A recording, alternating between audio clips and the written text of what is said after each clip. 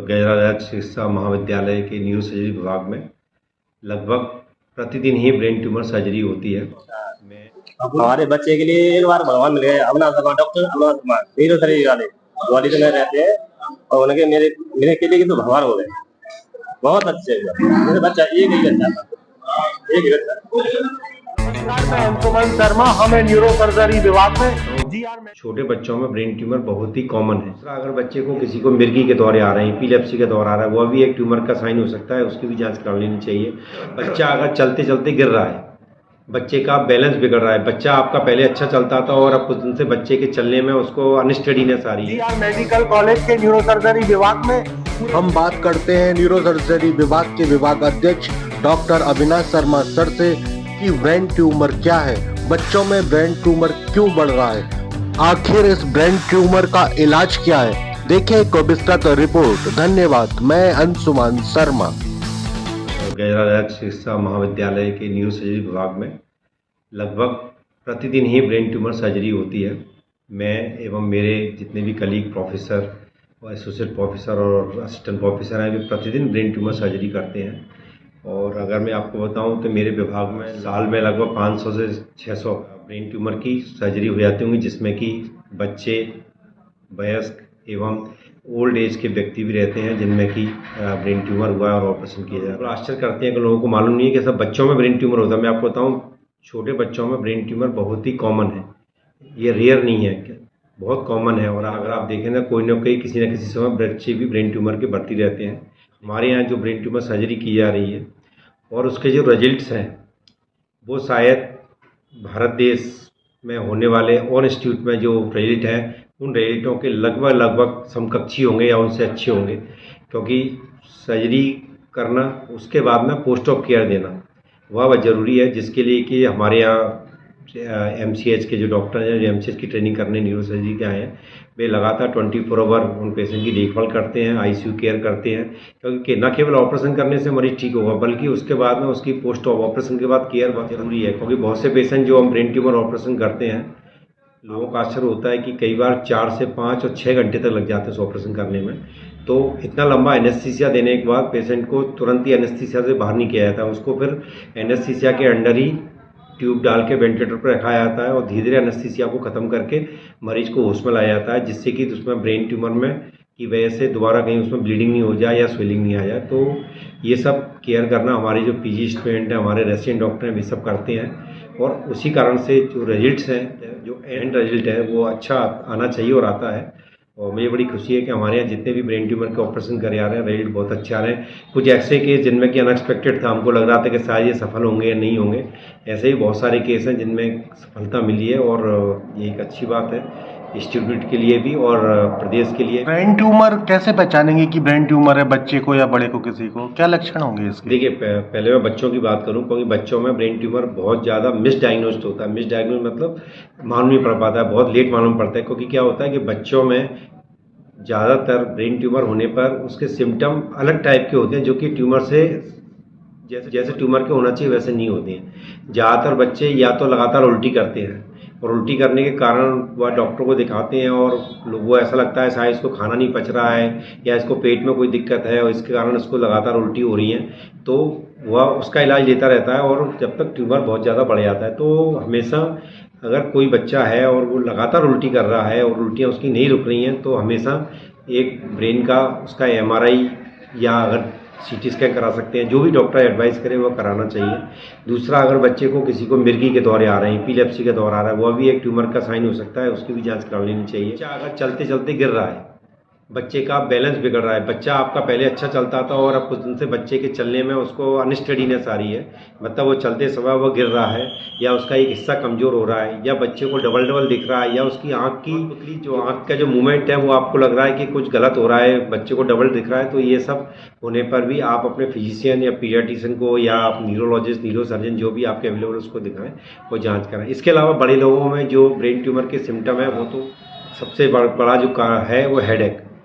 अगर किसी व्यक्ति को हेडेक है जो कि बहुत ज़्यादा हो रहा है, लगातार हो रहा है, उल्टियाँ हो रही हैं और अगर नॉर्मल और उसको बीपी भी नहीं है या और कोई बीमारी नहीं है और नहीं रुका है तो उसको सीटी स्कैन करा के देखना चाहिए।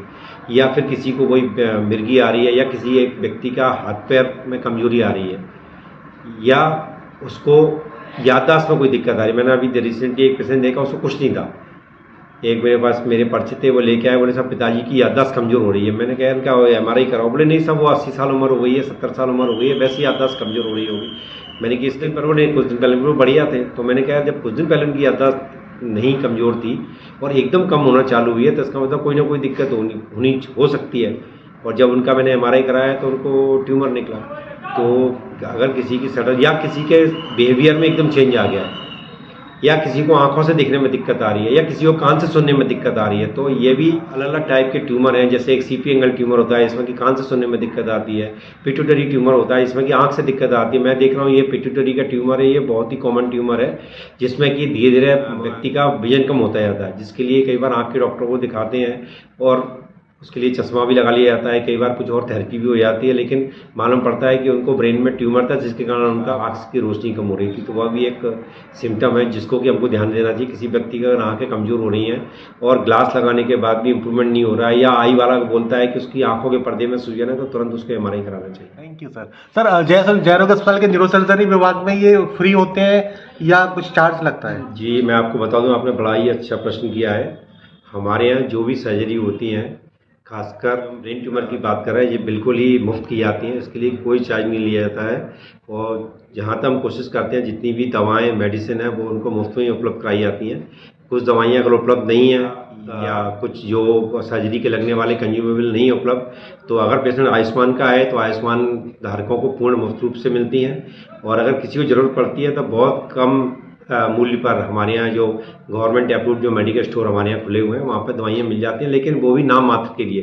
क्योंकि मैं आपको बताऊँ ब्रेन ट्यूमर का कोई भी ऑपरेशन अगर छोटे से छोटा भी ऑपरेशन भी होगा तो कम से कम 2-3 लाख रुपए, कम से कम 2-3 लाख रुपए खर्च होते हैं, जबकि मरीज को कोई कॉम्प्लिकेशन नहीं हो। अगर पेशेंट ज़्यादा सीरियस रहता है, वेंटिलेटर पर रहता है, ICU में रहता है, तो ये खर्चा 3 से लेकर 4, 5, 6 लाख तक हो सकता है प्राइवेट में। जी, लेकिन हमारे यहाँ लगभग नाम मात्र का अगर किसी को खर्च भी होता है तो नाम मात्र का पैसा खर्च होता हुआ, अदरवाइज यह ऑपरेशन पूर्ण रूप से निःशुल्क किया जाता है। जी थैंक यू सर, धन्यवाद।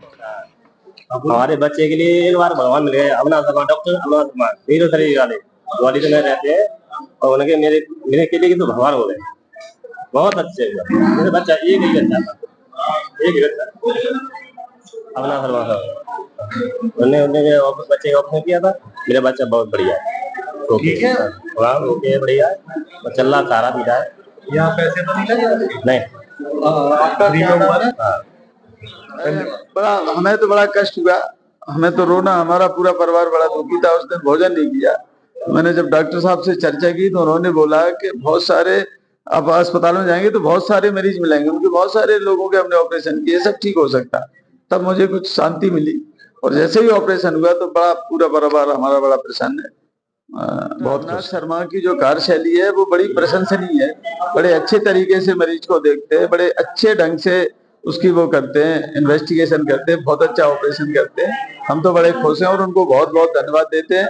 ईश्वर से प्रार्थना करते हैं कि डॉक्टर को और ज्यादा ज्ञानवर्धन होता रहे और बहुत सारे मरीजों का हित होता रहे। जी, मेरा नाम नंदराम बघेल है और हम लाहौर जिला विंड मध्य प्रदेश से आए। हमारी बेटी, ये 12 साल की बेटी है, इसको पिछले महीने ब्रेन ट्यूमर का ऑपरेशन हुआ। नहीं, यहाँ तो कोई पैसा नहीं खर्च हुआ। जब हमने प्राइवेट कुछ जांचें करवाई थी यहाँ आने के पहले, उसमें 25-30 हजार रुपए खर्च हुआ था। यहाँ कुछ भी नहीं, यहाँ तो सारी दवा निःशुल्क है। यहाँ तो इतनी अच्छी सुविधा है कि यहाँ से अच्छी मुझे लगता है कहीं कोई सुविधा हो नहीं सकती। मैं JH न्यूरोलॉजी, मेरा जो सबसे आग्रह है कि किसी भी प्राइवेट अस्पताल में मरीज को न ले जाएं। सभी मरीज सरकारी अस्पताल में आए, यहाँ पैसे की बचत होती है और शांति मिलती है और यहाँ मरीज ठीक होता है। ठीक हूँ, निवेदिता बघेल।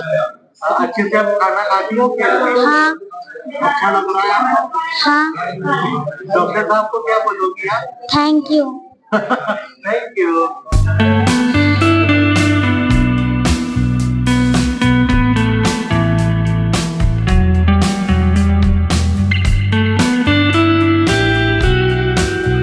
आपका क्या नाम है और मांड में दिक्कत थी। क्या ब्रेन ट्यूमर था? हाँ, ब्रेन में यहाँ पे दिक्कत थी। अच्छा, और अब क्या ठीक है? अब तो ठीक है। क्या ग्वालियर में दिखाया, न्यूरो सर्जरी में अविनाश शर्मा ने इलाज किया। अब ठीक है? अब ठीक है। आप कहाँ से आए हो? जिला दमोह। आपको ग्वालियर का किसने बताया न्यूरो सर्जरी विभाग का? ऐसे पता लगा के आते हैं। धन्यवाद। मैं अंशुमान शर्मा, थैंक यू।